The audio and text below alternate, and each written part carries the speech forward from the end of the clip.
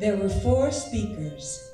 The first eulogized the political work, the second, the social, the third, the public life, the fourth, the central ideas which dominated the activities of this man.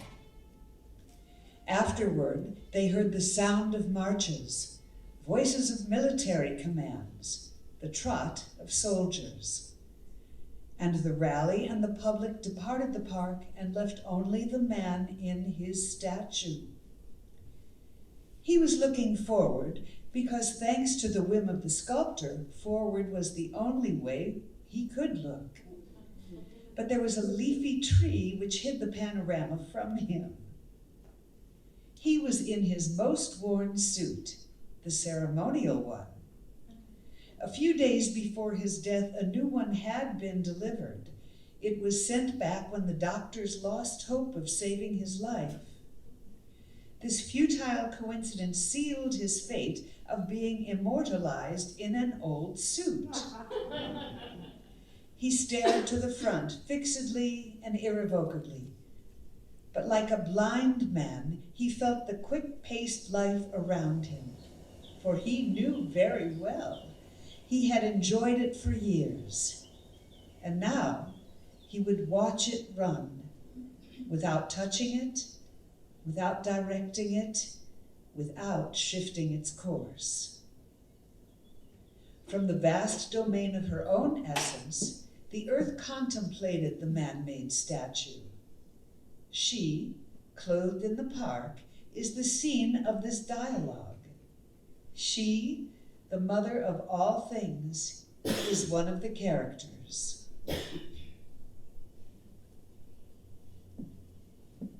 They've left you alone. What a nice feeling. It's been a long time. Now the curious people will come look at you. I'm accustomed to it. For many years, that was one of the most important activities of my life. I want to see you like this too. What's left of you. You always walked all over me, hastily, with a bothersome unrest. You only seemed to enjoy it from the highest peak and believing you had me under your control. Don't say that. I heard you talk about me so many times. In public, before the crowds, you acted as my most tender friend. In councils of government, you sought to exploit me. In front of academics, you posed as a careful admirer of my vast beauty. And you've never seen me before. Now you're discovering me, and you're astonished because I am simple, plain, and hard, when you thought I was complicated and winding. You exaggerate. No need to feel uneasy, I know. You are so unaccustomed to being spoken to in this tone and not being the center of attention. But you must get used to it. Moving forward, you'll be here, still, helpless, motionless. And you will be the anxious witness to things that are done without your intervention, against your will. Why this torture? It's the revenge of other men. I always wanted what was best. Drop that tone of entitlement. You can't fool me. The times I have trembled haven't been at your command. You're cruel. I'm just. Like you, all of the great men from every nation have come to dialogue with me in the end, and every one of them was sure of his importance. But be quiet. Someone's coming. He looks a lot like him, doesn't he? I never met him. Oh, I've seen him on a few occasions. Once I got very close to him, and he greeted me warmly, taking off his hat. Who made this? A talented young sculptor. His politician uncle pulled some strings and had the work commissioned. I was at the inauguration. Such long speeches. But the soldiers, oh, all elegant in their luxurious uniforms, and the women, oh, one of them had this adorable hat. This park is beautiful. Gorgeous. Let's sit on this bench. Do you want to? Yeah, sure.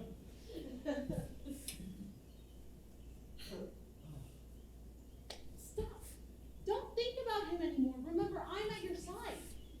You're so silly. Maybe it's better to sit behind him over there. Why? Because. Oh. You don't want to kiss me in his presence. What a thought. Here. For what it's worth.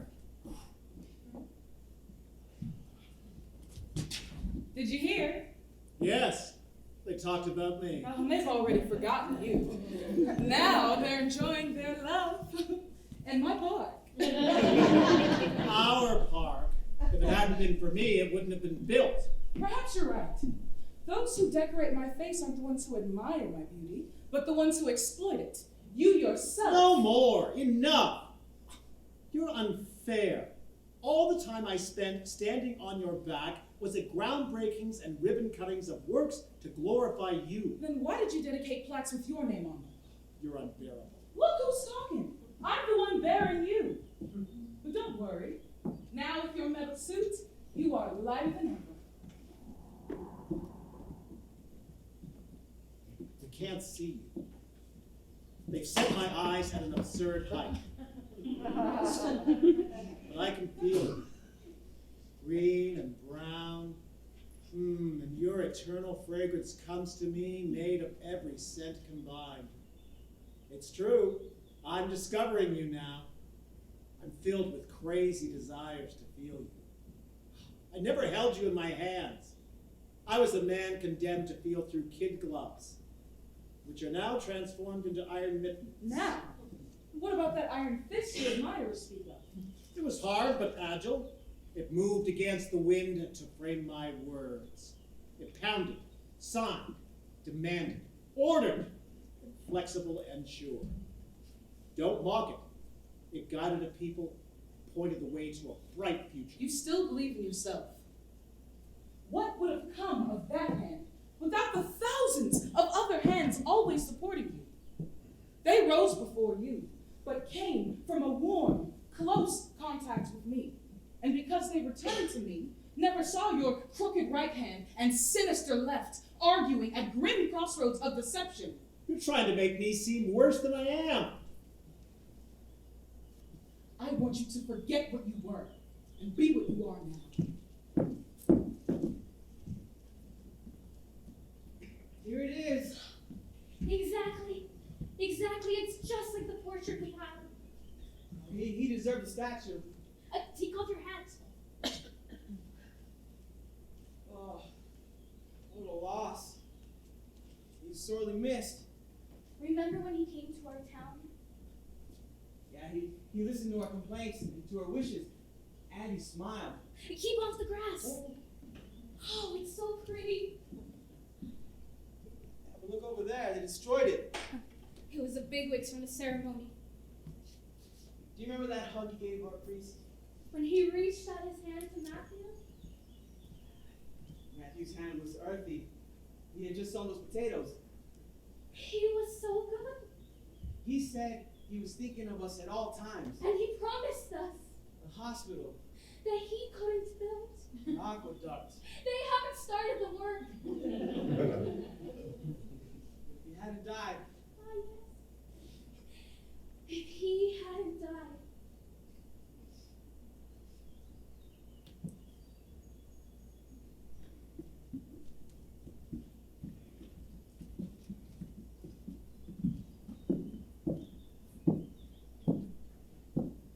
What do you say now? Nothing. These people have faith in you. They're your friends. No, they're yours.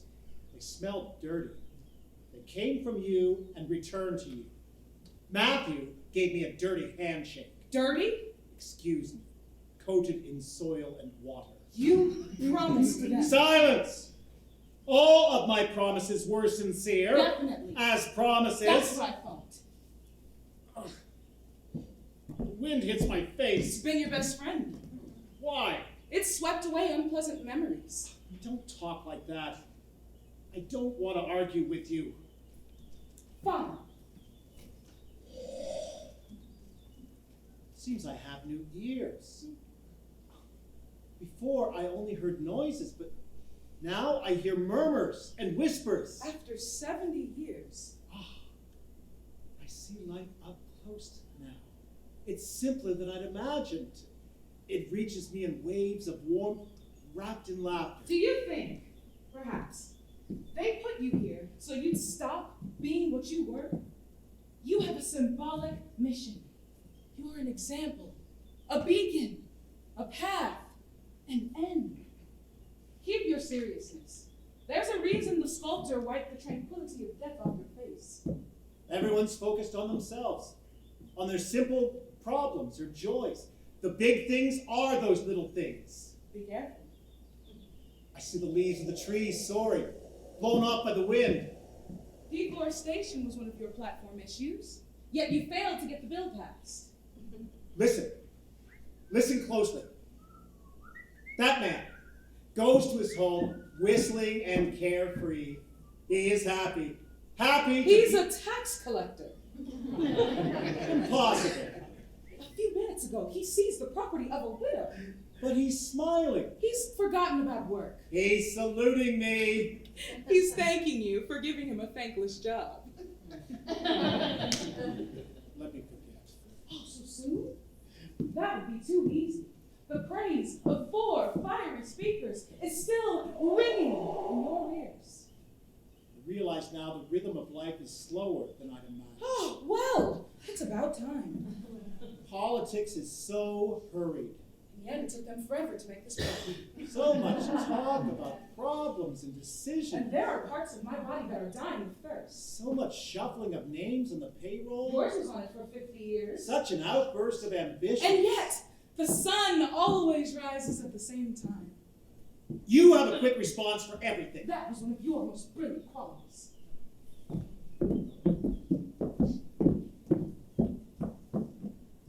Yes, we can see it now. It wouldn't have been prudent to come during the ceremony. We would have been criticized. You fought him relentlessly. So did you. He had admirable qualities and tremendous defects. He was spiteful.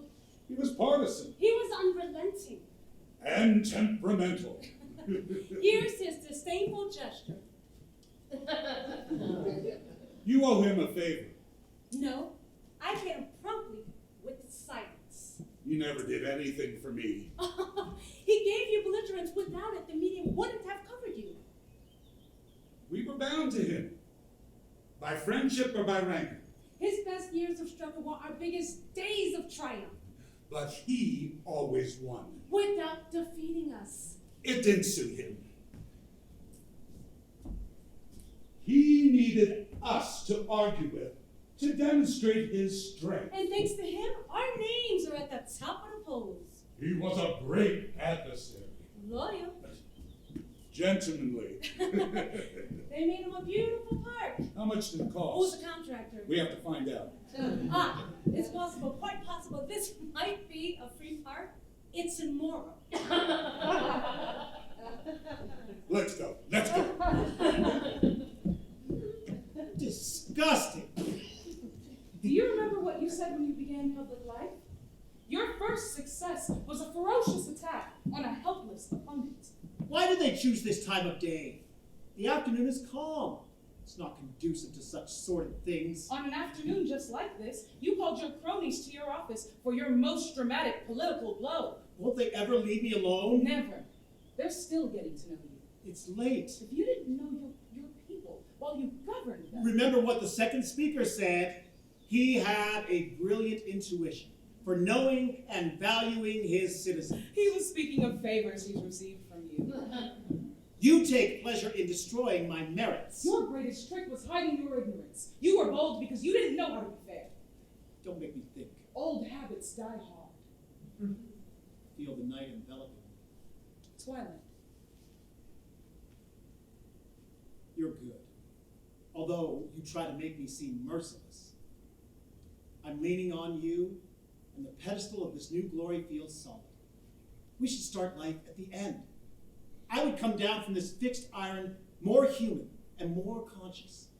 I would blend in with that carefree crowd that knows so much and interested me so little. Reborn, full of regrets, turned into new hopes. The love of power excludes all other loves. For 50 years, flowers were not flowers for me, but gifts with strings attached. Gifts were obligations, triumphs, vendettas, conflicts, hatred. And by forgetting the value of beauty, the value of little things, I was turning myself into a rude, distant enigma. It was my statue apprenticeship. Then aren't you happy? How do I become a statue now that I realize I stopped being a man long before dying? My friends and enemies were just my assistants or my opponents. They didn't care about the state of my health, the color of my suit, the rhythm of my heart, what made my soul sing. They just stood between my spirit and matters. Women didn't want to intimidate me with their beauty, but conquer me with their submission. Perhaps you're right when you say I didn't want to get close to my people. But did they ever indulge in showing me who they are? Simple, happy, carefree, ingenious? No. They always came before me rehearsed, dressed in their finery. Their cheers mechanical, their chants memorized, like military parades and speeches. Oh, let's not forget the more recent floor speeches today. To think that in a year it will all happen again. What a state your grass will be in. I'm trying to tell by your voice where you're coming from. Are you really being sincere? Do you still have some pride in that useless ceremony you just remembered? What if it's night? No one will come to see me at this hour. The farm hands are on their way to the country. The lovers have found shelter in the movie theater. We're alone now, you and I. I'm seeing night for the first time. You were so fond of the light. Because it was my rival. I didn't have the single effect and singular pleasure that it does. I thrust myself into the limelight to appear strong. I never gave a hug without thinking about the photographer, or felt a pain that wasn't official. Ignored the refuge of shadows because I lacked confidence. How human you've become. It's because this bronze body is so heavy. Perhaps if you flaunt your glory, it'll be less of a burden. Bah, you say that, but you don't mean it. I spent my life on a pedestal. Gesture and smile, scorn and serenity, leadership and vision. You martyr yourself, complaining of suffering under the bulldozer, the neglect by the government, torture from the greedy mining industry. But have you any idea what a lack of solitude is? Have you ever thought about the eternal weight of that phrase? The empty petulance of the diplomat? The grotesque self-righteousness of the statesman? You're demonstrating it. I know. But we don't discover our faults without the help of others. Besides, was I ever myself?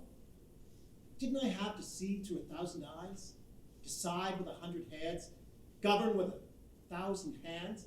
And all of them, heads, hands, and eyes, projected on me, like a mirror, to see one's own style, one's own thought, identical vision.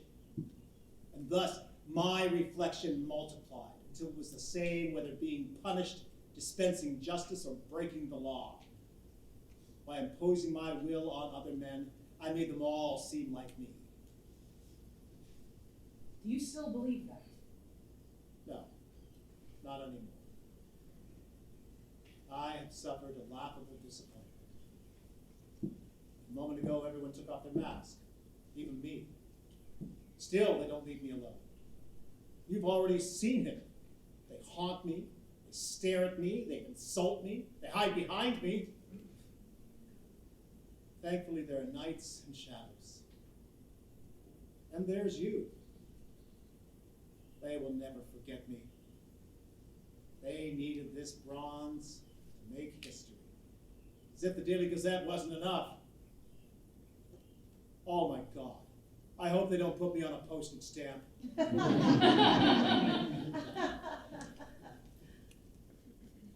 earth smiles discreetly, and from above, the moon does the same.